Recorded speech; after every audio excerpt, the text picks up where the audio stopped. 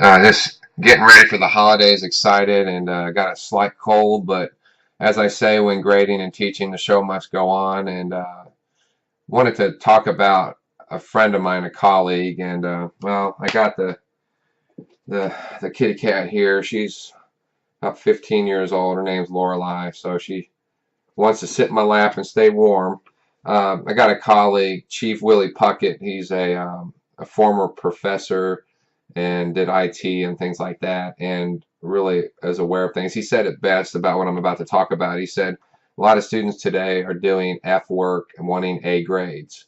And I said, that's the perfect way to say it, is you really do put in what you want out of something, you put into it. And if you really do a good job, sometimes a professor may give you a B, sometimes they may give you an A, sometimes you may get worse because what you think is good is not good. And that's just the reality of the world. Just because people tell you what you want to hear doesn't mean that it's a reality. So, having said that, I have to use the example.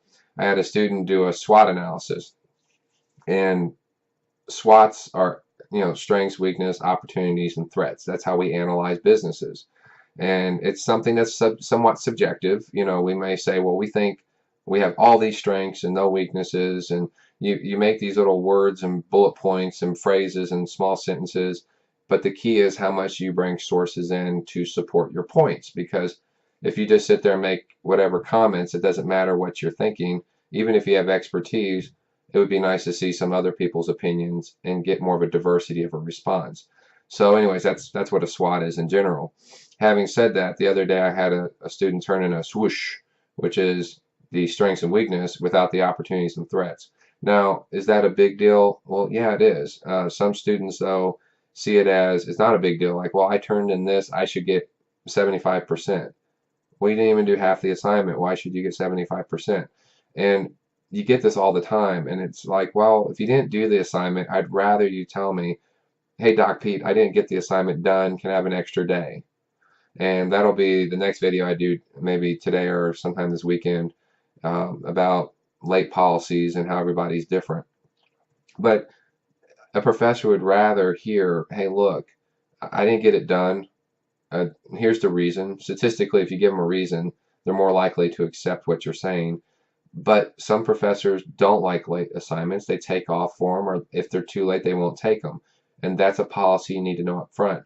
But at least if you sat there and said, I'm late and I want to turn something in, and this is what happened. That's better than turning in half assignment thinking, well, I'm going to get a C on this at minimum, or I might get a 50% because I did half of it. Well, you didn't really do half because you didn't bring it all together, you didn't analyze it all, and you didn't conclude, and the references are weaker. So you didn't really do half the work, you did less than half.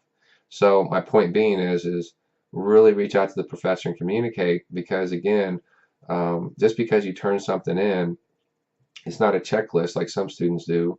It's about the quality. And then, like I talked before, sometimes grades are subjective.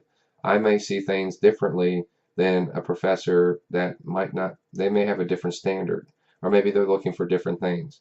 Maybe they're more involved, maybe they're less involved. Maybe they don't care. Maybe they do care.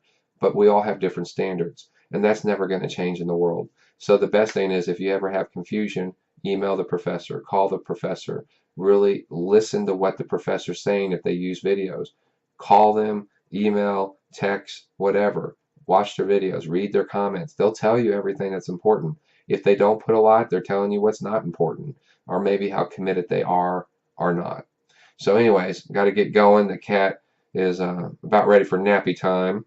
That's what you do when you're about 14, 15 years old. I guess you just sleep all day. But she's a good cat, and this wonderful cat. And I always tell students, you want this cat in my lap when I'm grading. It calms me down. No, I'm just joking. That's not true. But yeah, a lot of students will say they want this cat in my lap while I'm grading their papers. So anyways, good cat, really nice cat. So I'll see you all later, and best of luck on the Christmas break and holidays.